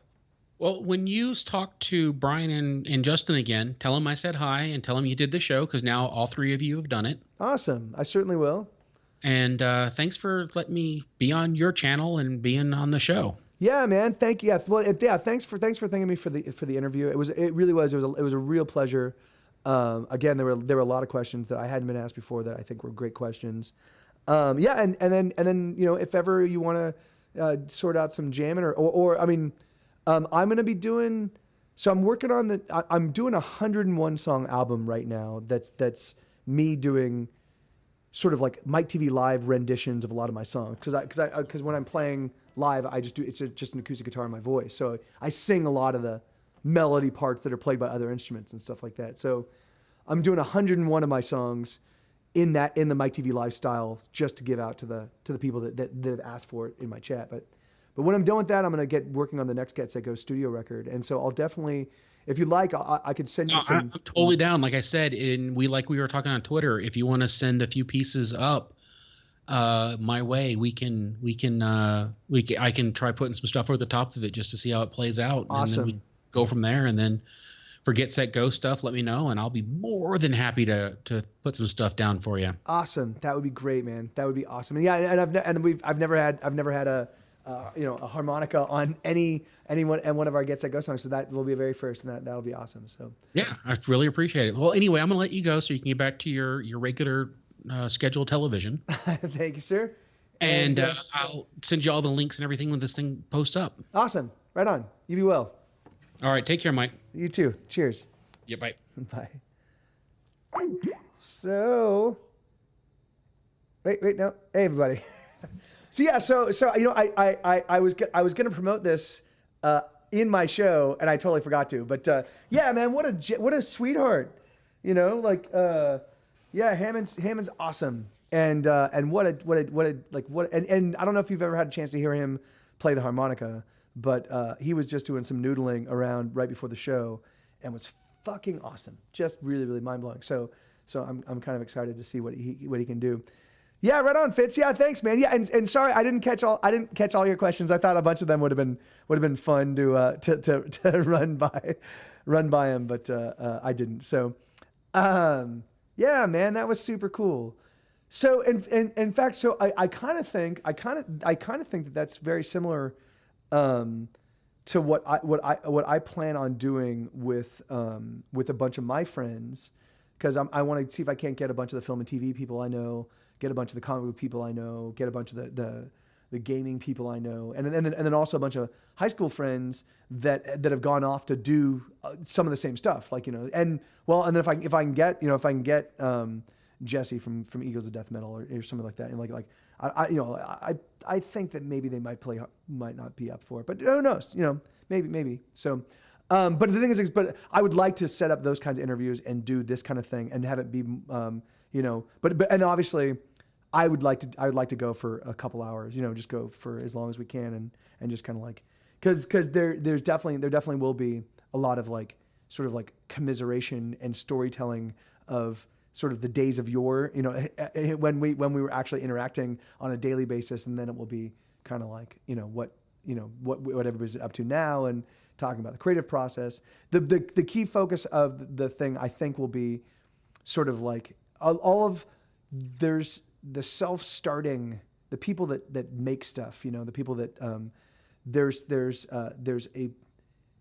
always a moment where you're like, I'm gonna do this, and the first thing that comes in your head is like, can I even do this? You know, like even though I've written 1,000 songs, just today I was like I need to start writing some songs, because I've only written maybe 20 songs this year. I need to write another 40 to 50 before the year's over. So I'm going to do that all throughout October, November, December. Is just write every time I'm not doing anything, I'm going to be writing. And so I was thinking about that. I'm like, okay, I'll schedule out this time to do that. And I'm like, wait, can I actually, I don't know if I can write a song. I was afraid that I wasn't able to write a song, but then I found this progression. It's going to be awesome. So this is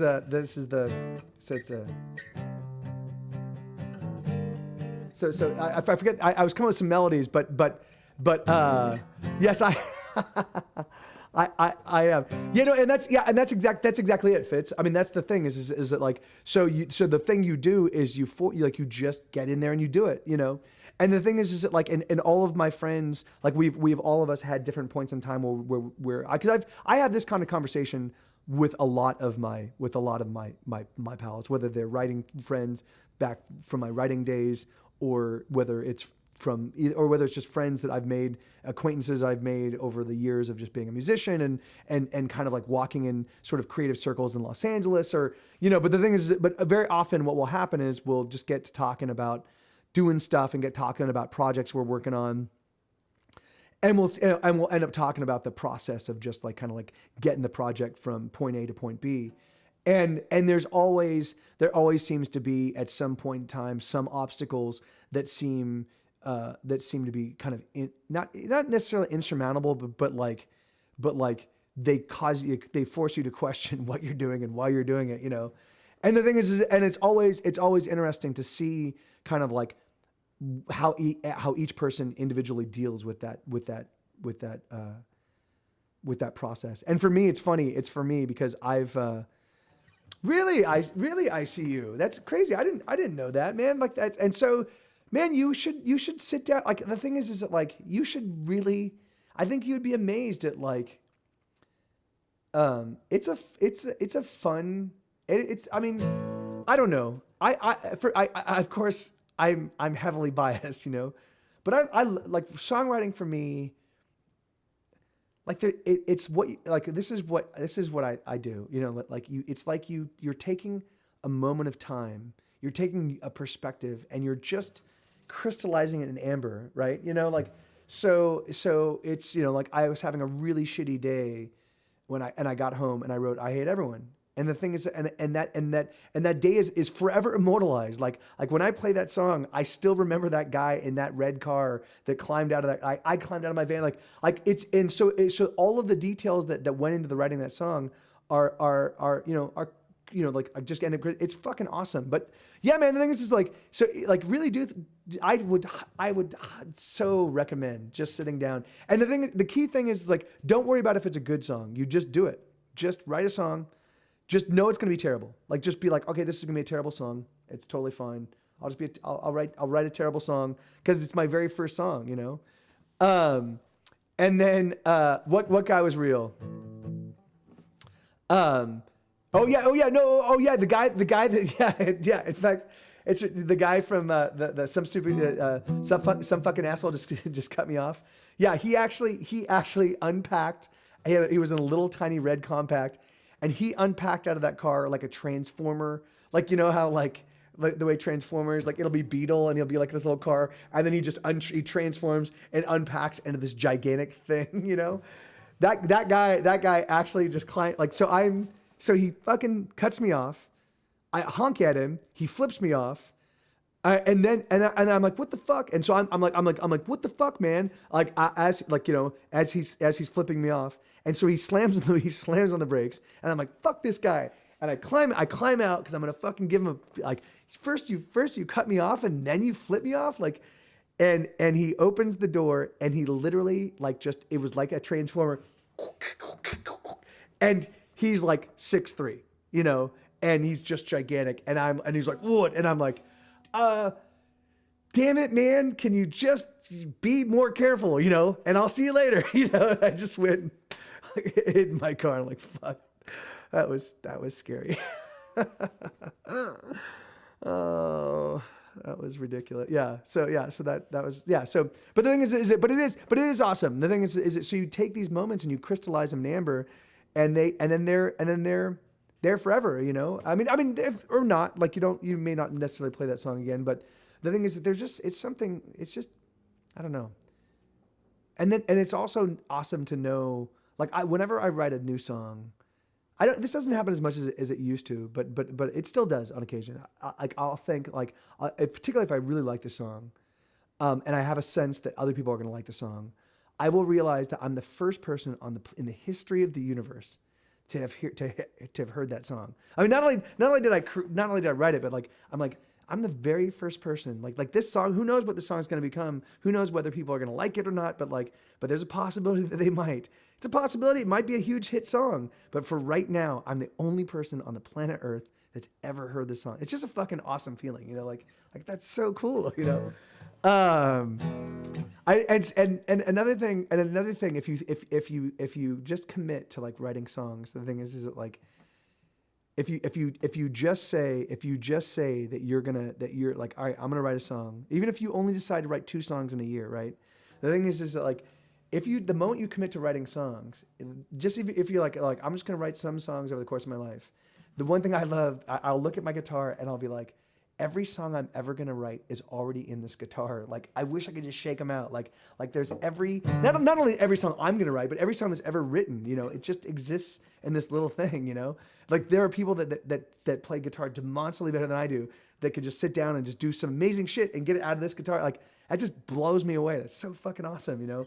And then to think that I get to contribute to that world of music. It's just it's just awesome. But all right, what's out of all of your songs, which is your favorite? Yeah, what's your favorite kid, Fitz? You tell me the name of your favorite kid, and you tell me the name of your favorite kid. You have to tell, of course, and I will tell you the name of my favorite song. but that's Bobcat. The thing is that that's exactly it. Really truthfully, if you get really myopic about the things that are important in your life, or the things that drive you nuts, or there's gonna be people that share that experience that are gonna be like, oh my God, here is a song that is talking about the exact things that I know and care about, and there's something magic in that,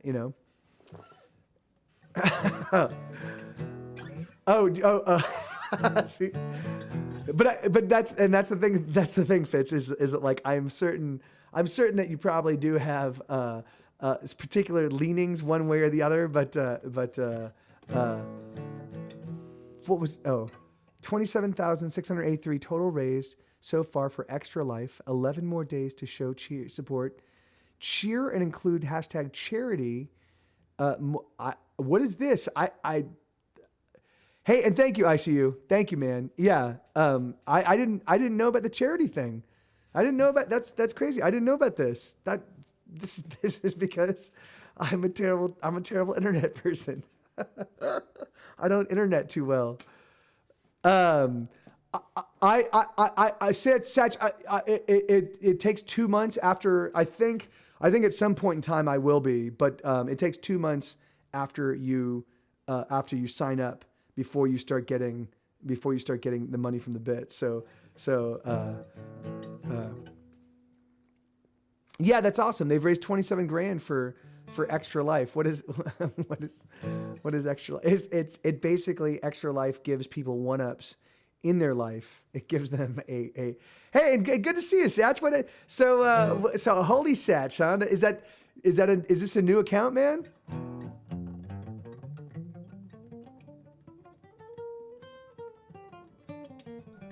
Or is it a second account?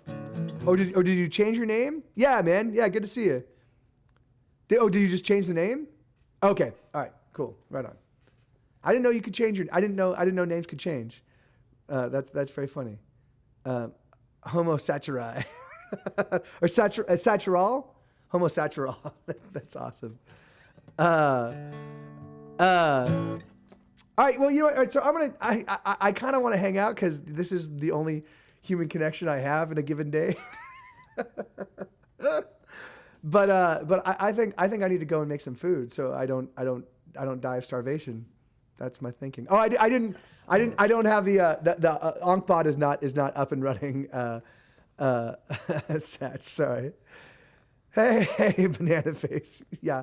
Oh, you haven't eaten either? Yeah, that's yeah. I highly recommend eating at least once a day, because the thing that, and I've done this before, if you don't eat once a day, your body stops reminding you that it's hungry, and then you start to die. So it's important to keep the food coming in so that the body understands that you need to. Does a big Rooster Teeth does a big event, and they're based in Austin, huh? Does a big event for Extra Life. What is Extra Life? You're about to cook a whole chicken? Is it? Why don't you should pluck the thing first, man, and not eat the feathers. Oh, get rid of the beak. I don't think the talons are and the feet. I don't think they're very good to eat. Although I know people do eat them, don't they? Do people eat chicken beaks? I wonder. I guess if you boiled them long enough, they'd probably be chewable.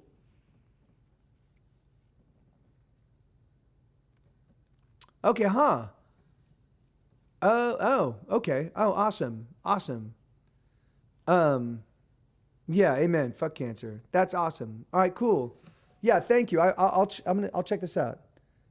Well then, shoot. I should have been saying. I should have been talking. I should be promoting this then. What am I doing? I'm a shitty human being. Again, yet further reminder. So yeah, so right now, I guess what is it? So they do like a matching thing with bits. Is that how it works? Okay, hold on. Let me see. Cheer for kids. Cheer on any channel with hashtag charity to give to Extra Life. We're making a step further. For every 1,000 bits used in cheers that include the charity hashtag, Twitch will donate $2 to Extra Life up to a maximum of $200,000. So every 1,000 bits. So that says that. So for every $10 they donate. For every $10 cheered, they'll donate $2. That's awesome.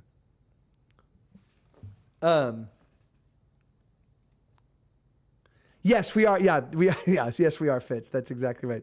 During the cheer for cheer. Yeah. Okay. Yeah. That's what I just read. Yeah. That's awesome. Cool. Yeah. No. Me too, Bobcat. Me too. And the thing is that like, and that's definitely. Thank you, ICU. That's awesome of you, man, dude. And thank you again. Thank you as well, Satch. That's awesome, you guys. I do. The thing is that like I for me, and like I appreciate Twitch. I don't want to like I feel like I'm about to bite the hand that feeds me kind of thing. But for me, the fact that it's so steep to buy the bits, and then that they take 50%, like if they take 50% of the bits that you cheer me. So the thing is like so they're making significantly more for every cheer than the person that you're cheering. And for me, that feels a little bit, I think is at the same time, they're allowing me to do my thing here, and I don't have to pay to do it. But then at the same time, I'm bringing people in. So it's definitely like a very kind of gray area for me, And so I feel a little bit, I feel a little bit weird about it. But the thing is, so that's why what I do, like I do with most things, when I feel weird about it, I just ignore it. I just put it out of my brain. Because I love Twitch. I love the Twitch community. I love, So yeah, and as do I, Banana Face. The thing is that like particularly like Yeah, I don't know. I don't know. You know, I don't know. Because the thing is it like, you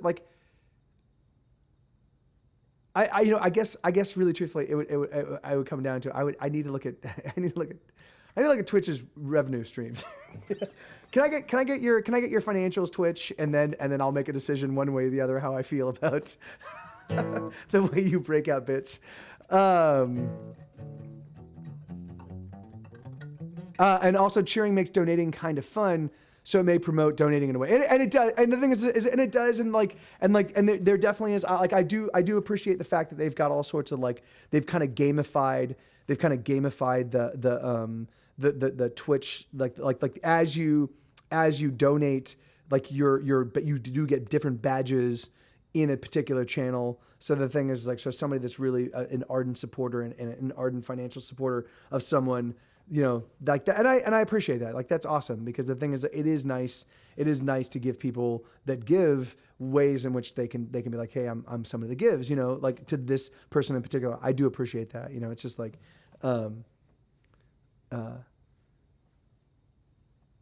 yeah, they're actually so because I'm still using Streamlabs. Everybody else has moved to like Stream Elements or something like that, and a bunch of other stuff. I tried and I couldn't figure it out, and I'm like, I'm just gonna stay where I'm at. Like I've got all this figured out. I don't need, but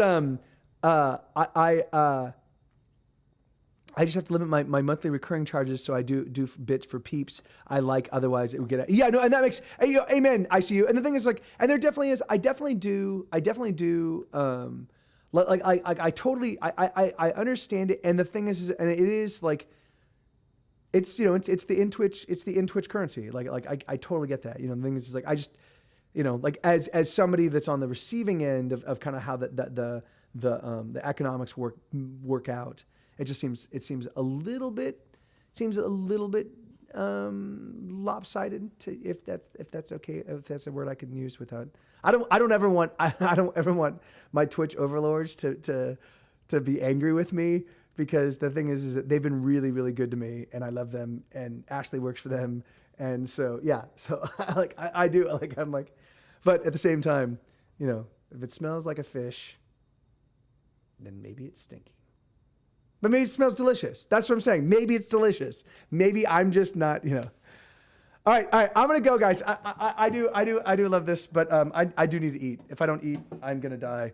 And I've got another album I need to do. So, but I love you guys. I really do. Thank you for showing up for this. Thank you for being here. And well, you know, like so.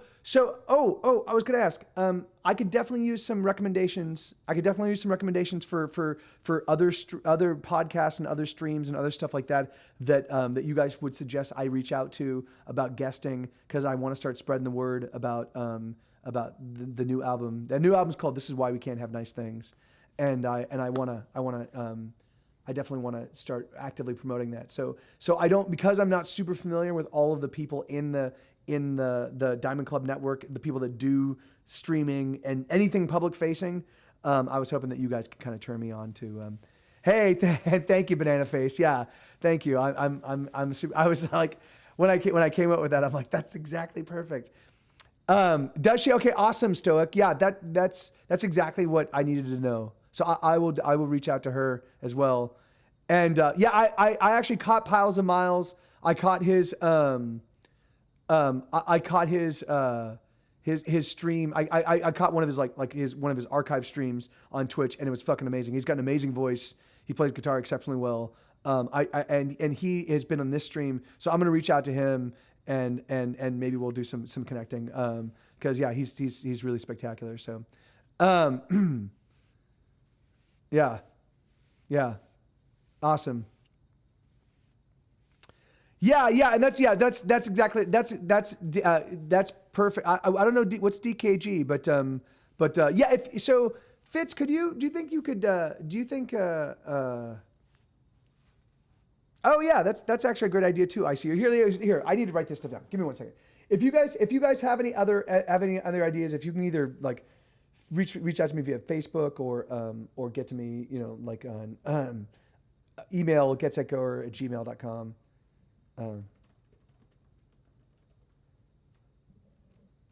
Yeah, I saw that. That's the one I was watching. I actually saw that. I saw that King Donald Trump. So I will definitely do that. I saw that's it's awesome. So when next he streams, I'll try to hop in. So Drunk Kids Gaming. That was DKG, Drunk Kids Gaming. Okay. And then it was Curly and Kaz.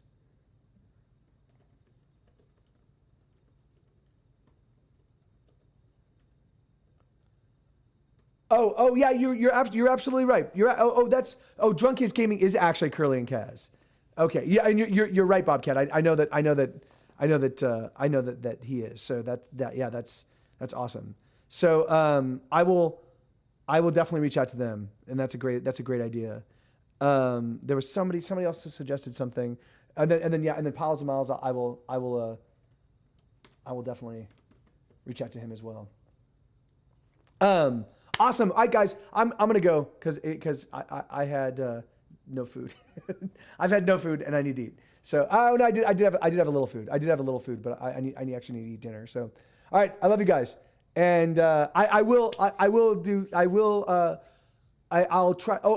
Comedy night is an actual game. Okay, I'll check it out. I'll check it out. I have no money right now, Donald Trump, or Satch, but I will. I love you guys. I'll see you all soon. You be well. Love you. Cheers.